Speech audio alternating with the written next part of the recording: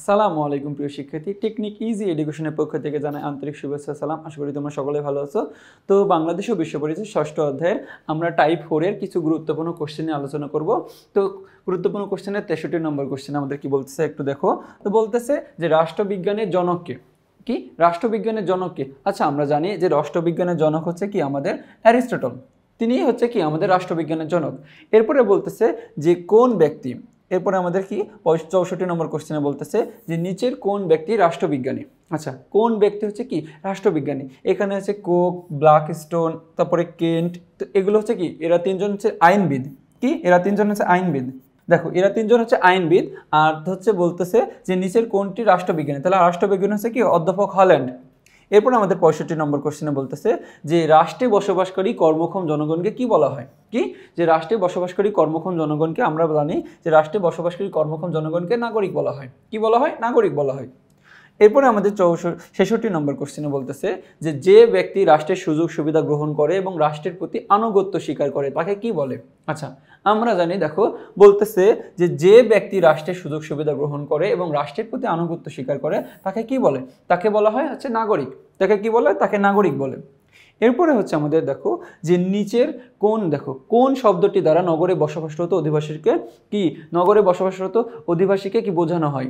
বলতেছে নিচের কোন শব্দটি দ্বারা নগরে বসবাসরত অধিবাসীকে বোঝানো হয়। তো আমরা জানি যে নগরে বসবাসরত অধিবাসীকে কি বলা হয়? নাগরিক বলা হয়ে থাকে। কি বলা হয়ে থাকে? নাগরিক বলা হয়ে থাকে।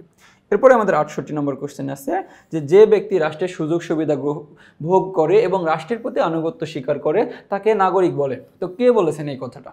তো বলতেছে এটা কে বলেছেন। তো দেখো বলতেছে কি ক নম্বরে বলতেছে কি লাস্কি।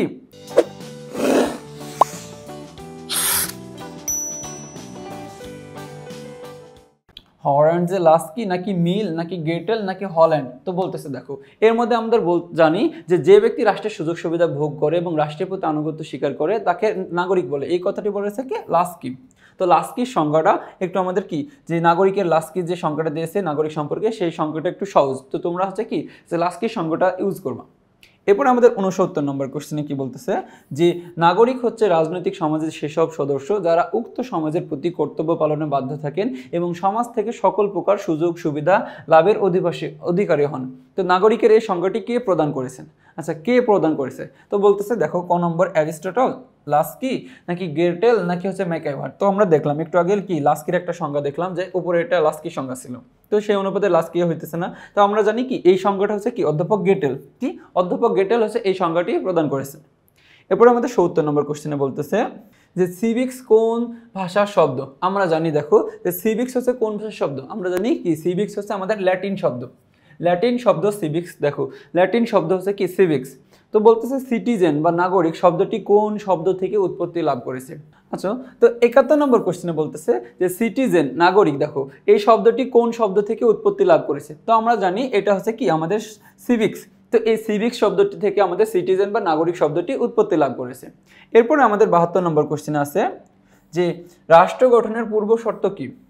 যে রাষ্ট্র গঠনের পূর্ব শর্ত হলো দেখো আমাদের বলতেছে জনসমষ্টি, রাজনৈতিক দল নাকি প্রতিষ্ঠান নাকি সরকার। তো আমরা জানি কি যে দেখো যে রাষ্ট্র গঠনের পূর্ব শর্ত হচ্ছে কি আমাদের জনসমষ্টি। জনসমষ্টি আছে রাষ্ট্রের কি প্রথম উপাদান।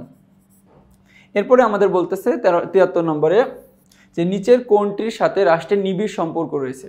জি, নিচের কোনটির সাথে রাষ্ট্রের নিবিড় সম্পর্ক রয়েছে। তো আমরা জানি কি যে বিচার বিভাগ, তারপরে আইন বিভাগ, এগুলো শাসন বিভাগ, এগুলো কি রাষ্ট্রের 3টি বিভাগ আছে। তো এই বিভাগের সাথে আমাদের কি রাষ্ট্রের তেমন নিবিড় সম্পর্ক না থাকলেও আমাদের কি জনগণের সাথে রাষ্ট্রের সবচেয়ে বেশি নিবিড় সম্পর্ক হয়েছে। তো যখন আমরা বলতেছি যে জনগণের সাথে আমাদের কি রাষ্ট্রের নিবিড় সম্পর্ক হয়েছে। এরপরে আমাদের 74 নম্বর কোশ্চেনে বলতেছে যে নিজ বিদ্যালয়ের ফেব্রুয়ারি মাসের 21 তারিখে 10ম শ্রেণীর ছাত্র রাফি ভাষা আন্দোলনের প্রতি সম্মান জানিয়ে বক্তব্য রাখেন। রাফির বক্তব্যের মাধ্যমে কোন দায়িত্ববোধটি ফুটে উঠেছে। আচ্ছা দেখো বলতেছে যে কোন দায়িত্ববোধটি ফুটে উঠেছে। আমরা অপশনগুলো একটু দেখি কি বলতেছে যে সংবিধান অনুযায়ী চলা। আচ্ছা, এখানে সংবিধান অনুযায়ী চলার কথা বলা হচ্ছে না। তারপরে বলতেছে কি দেশের প্রতি ভালোবাসা নাকি অন্য অন্য সংস্কৃতির প্রতি ভালোবাসা নাকি সরকারের দেওয়া আদেশ মেনে চলা। তো আমরা দেখো বলতেছে কি যে ভাষা শহীদদের প্রতি সম্মান জানিয়ে বক্তব্য রাখেন। তো এটা হচ্ছে আমাদের একটা কি যে দেশের প্রতি ভালোবাসা জানানো। তো এটা হচ্ছে আমাদের কি যে একটা হচ্ছে কি দায়িত্ববোধ ফুটে উঠেছে, নাগরিকের দায়িত্ববোধ।